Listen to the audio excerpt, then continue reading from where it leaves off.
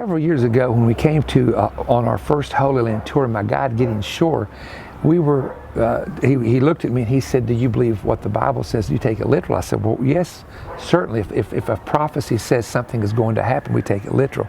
And he said to me, "Let me tell you a story about the Mount of Olives." And he has a brother-in-law who lives in Israel who has a PhD from Berkeley University. And he said to me, he said, "If you'll notice on the Mount of Olives, and it's more in this direction here, there's an area where there's no buildings." And I said, "Okay, what does that mean?" He said, "Well, one of the big companies, and I believe it was the Holiday Inn, I read about this later, was going to build a huge hotel there for tourists.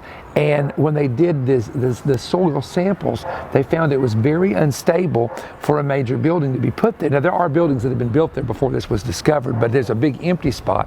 And he said that there is a major earthquake fault line that runs across the Mount of Olives. So what it does, the mountain, if a major earthquake hit, it would split it. And this is in Zechariah 14, and then it would actually come into the valley here. Now, right down here is the Kidron Valley, and there's water underneath Jerusalem, so the water would come from under the mountain, which is there. It's actually there now, and it would go all the way here into the Dead Sea. Now, what I'll do on the next nugget is I'll begin to show you where that water runs, and we're going to show you a different. Now, we're going to be kind of looking into the sun, and sometimes it's a little bit darker when we do that. We're going to do that tomorrow and show you one more thing about this area.